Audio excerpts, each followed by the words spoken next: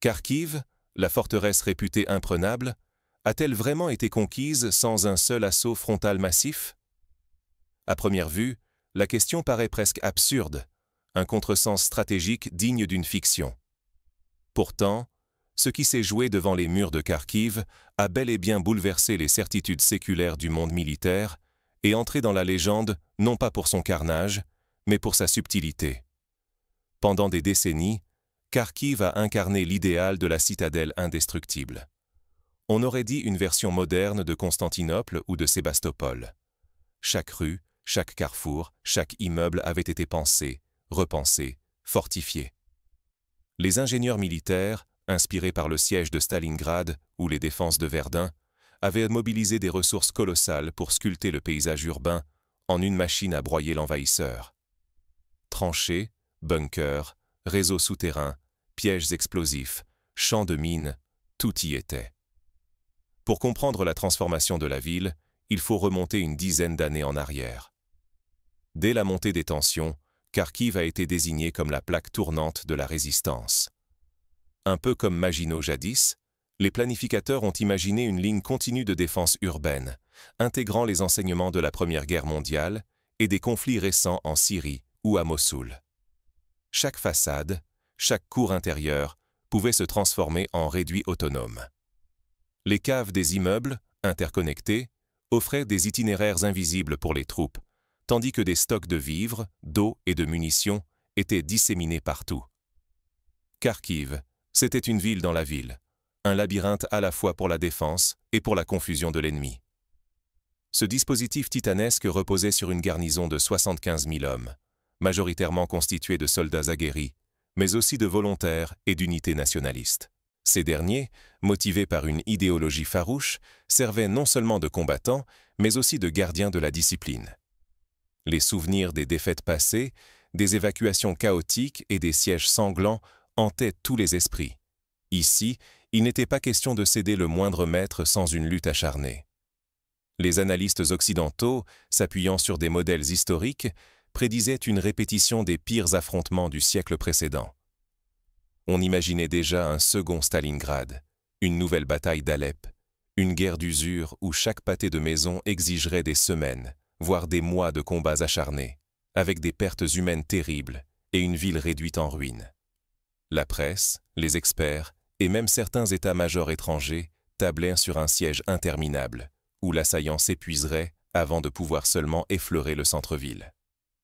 Mais la réalité allait surprendre tout le monde. Kharkiv n'a pas cédé sous le choc des armes, mais sous la pression d'une stratégie d'un genre nouveau.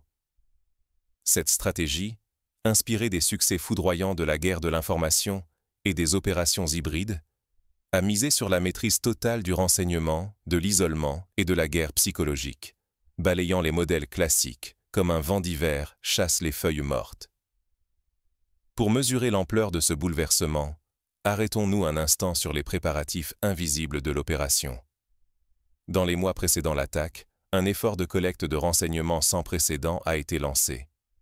Satellites, drones, interceptions électroniques, cyber-infiltration. Chaque recoin de la ville, chaque dépôt, chaque point d'eau, chaque circuit logistique a été passé au crible.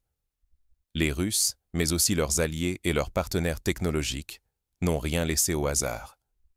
C'est une leçon héritée des campagnes américaines en Irak, où la domination de l'information s'était parfois révélée plus décisive que la supériorité matérielle brute. Ce n'est d'ailleurs pas la première fois dans l'histoire qu'une telle approche change le cours d'une guerre.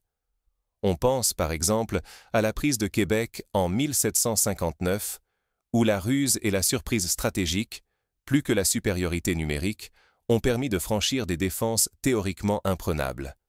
Ou encore à la campagne de France, en 1940, quand la Wehrmacht a contourné la ligne Maginot, rendant obsolètes des années de fortification et de doctrine défensive.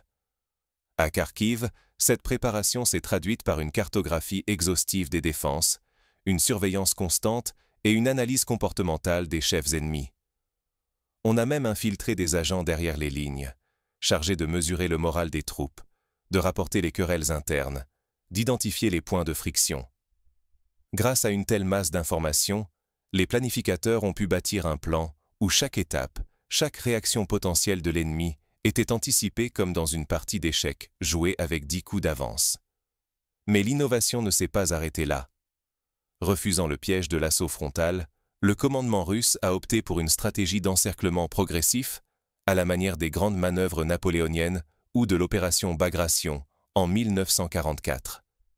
L'idée était simple en apparence: couper la ville de tout soutien extérieur, affamer la garnison, isoler ses chefs et surtout lui ôter tout espoir de secours. Mais dans la pratique, cela exigeait une coordination digne d'une horlogerie suisse, chaque unité mobile agissant avec une précision chirurgicale pour interdire toute fuite ou tout ravitaillement. Des exemples historiques abondent pour illustrer la puissance de l'encerclement. À Stalingrad, les Soviétiques avaient bouclé la 6e armée allemande, privant les défenseurs de ravitaillement jusqu'à leur capitulation. Plus récemment, lors de la guerre en Tchétchénie, des opérations de blocus avaient permis de neutraliser des poches de résistance sans engager de combats frontaux sanglants. À Kharkiv, cependant, l'étau s'est refermé de façon beaucoup plus subtile, grâce à la maîtrise de la guerre électronique et de la désinformation. La guerre électronique, justement, a joué un rôle décisif. En neutralisant les communications ennemies, en brouillant les transmissions, en saturant les réseaux de fausses informations, les assiégeants ont plongé la ville dans une confusion croissante. Les chefs de la garnison, incapables d'échanger entre eux, de relayer des ordres fiables ou de coordonner les contre-attaques, se sont retrouvés comme des marins dans la tempête sans boussole ni phare. Imaginez un instant la scène. Dans un poste de commandement souterrain, des officiers épuisés scrutent des écrans muets, incapables de joindre leurs subordonnés. Des rumeurs, amplifiées par des messages radio détournés, parlent d'encerclement, de désertion, de redditions massives ailleurs. Le moral, déjà fragilisé par les privations, s'effondre peu à peu. Les soldats, privés de nouvelles de leurs familles, coupés du monde extérieur, voient l'ombre de la défaite s'étendre sur eux. Cette situation rappelle certains épisodes de la guerre du Pacifique, où des garnisons japonaises, isolées sur des îles, cédaient moins sous les bombes que sous le poids du désespoir et de l'isolement. Plus près de nous, lors de la crise de Sarajevo dans les années 90, le blocus avait réduit la ville à la misère, rendant toute résistance prolongée presque impossible sans un soutien extérieur massif. Mais à Kharkiv, la sophistication de l'attaque a dépassé tout ce qu'on avait vu jusque-là. Plutôt que de marteler la ville sous un déluge de feu, les assaillants ont mené une guerre des nerfs, multipliant les opérations de harcèlement, de sabotage et surtout de guerre psychologique. Les réseaux sociaux, les radios pirates, les tracts largués par drone, tout a été utilisé pour semer la panique, exagérer les pertes ennemies, suggérer que la reddition était la seule issue honorable. À chaque étape, la résistance a été érodée non par la violence, mais par la lassitude, la peur, l'incertitude. Les défaites ponctuelles, les revers logistiques, les coupures de courant ou d'eau, tout cela a contribué à miner la confiance des défenseurs. Les tentatives de contre-attaque, mal coordonnées, se sont enlisées dans le brouillard de la désinformation, tandis que les petits groupes ennemis surgissaient là où on les attendait le moins, frappant comme des ombres avant de disparaître. Ce modèle s'inscrit dans la lignée des guerres hybrides, où la frontière entre le combat direct, la subversion, la guerre de l'information et la pression économique s'estompe. On retrouve ici les recettes qui ont fait le succès de certaines opérations israéliennes ou même de la prise de Crimée en 2014, où la rapidité d'exécution, la surprise et la paralysie psychologique ont pris le pas sur le nombre pur ou la puissance de feu. Mais l'innovation majeure, à Kharkiv, a été l'articulation entre technologie et psychologie. Les assaillants n'ont pas seulement paralysé les communications, ils ont aussi diffusé à dessein des images de prisonniers bien traités, des messages rassurants pour les familles, des garanties humanitaires crédibles. À chaque reddition, les soldats étaient accueillis avec respect, filmés, puis les images étaient partagées pour convaincre les autres que toute résistance n'était plus qu'un sacrifice inutile. C'est là une rupture profonde avec les logiques de la terreur ou de l'anéantissement total qui avaient prévalu lors de certains sièges du passé. Ici, la stratégie vise à préserver la ville, à éviter l'escalade, à offrir une porte de sortie honorable. Pragmatisme et efficacité. La victoire appartient à celui qui sait gagner sans tout détruire. Cette philosophie rappelle la célèbre maxime de Sun Tzu, le plus grand art de la guerre, c'est de soumettre l'ennemi sans combat. Pour illustrer plus concrètement cette approche, prenons l'exemple de la prise de Singapour en 1942. Les Britanniques, persuadés que la ville était inexpugnable, avaient négligé la possibilité d'une attaque par la jungle. Les Japonais, utilisant la ruse, la rapidité et l'effet de surprise, ont réussi à forcer la capitulation d'une garnison pourtant supérieure en nombre. À Kharkiv, c'est une ruse d'un autre ordre. Au lieu de contourner les murs, on a sapé le moral, coupé les vivres et offert une issue rationnelle à l'ennemi. Au fil des jours, la situation des défenseurs est devenue intenable. Privés de carburant, de munitions, de soins, ils ont vu leurs réserves fondre comme neige au soleil. Les tentatives d'approvisionnement par des couloirs humanitaires se sont heurtées à des barrages, des sabotages, des frappes ciblées. Les blessés s'accumulaient dans les sous-sols, l'eau manquait, la nourriture se rationnait. Les chefs, eux-mêmes exténués, ne savaient plus quels ordres donner. À ce stade, la question n'était plus quand, mais comment la ville allait tomber. La reddition massive n'avait rien d'une surprise. Elle était le fruit d'un patient travail de sape, où la moindre faiblesse était exploitée, la moindre hésitation amplifiée. Ce n'est pas un choc frontal qui a fait céder Kharkiv, mais un effondrement intérieur, orchestré avec une précision implacable. Quels enseignements tirer d'un tel scénario? D'abord, que la guerre du XXIe siècle ne ressemble plus à celle des manuels du passé. La force brute, la supériorité numérique, la possession de blindés ou d'artillerie ne suffisent plus. Ce sont désormais l'information, la rapidité d'adaptation, la capacité à manipuler le rythme du conflit et à frapper là où l'ennemi ne s'y attend pas qui font la différence. Cela implique une refonte complète des doctrines militaires. Les armées modernes, pour survivre, doivent apprendre à intégrer le renseignement, la guerre électronique, la cyberdéfense, la communication stratégique à tous les niveaux. Les exemples récents, de la guerre du Haut-Karabagh à la campagne d'Ukraine, l'ont montré. Ceux qui refusent d'adapter leurs pensées, qui s'accrochent aux certitudes d'hier, courent à la catastrophe. Prenons un exemple concret de mutation doctrinale.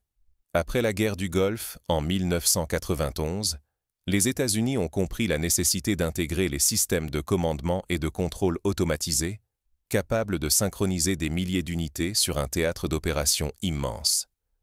À Kharkiv, c'est une version encore plus avancée, où l'intelligence artificielle, les réseaux neuronaux et les analyses prédictives ont permis d'anticiper les mouvements ennemis et d'ajuster en temps réel le déploiement des troupes. La leçon est claire. La rigidité, l'aveuglement, l'incapacité à remettre en cause les dogmes hérités du passé coûtent plus cher que toutes les défaites tactiques.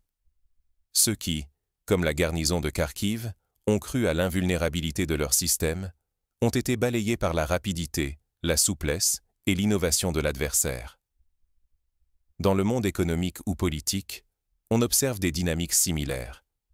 Les entreprises, les organisations, les États qui s'accrochent à leurs modèles anciens refusent d'investir dans la veille stratégique, la cybersécurité, la communication de crise, finissent par être contournés, isolés, dépassés. En revanche, ceux qui anticipent, qui investissent dans l'agilité, l'analyse des signaux faibles, la préparation psychologique, gagnent un avantage décisif. Alors, quelles leçons pratiques tirer pour l'avenir?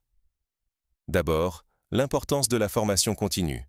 Dans chaque domaine, il faut apprendre à repérer les signaux faibles, à intégrer l'incertitude, à accepter de remettre en question ses propres plans.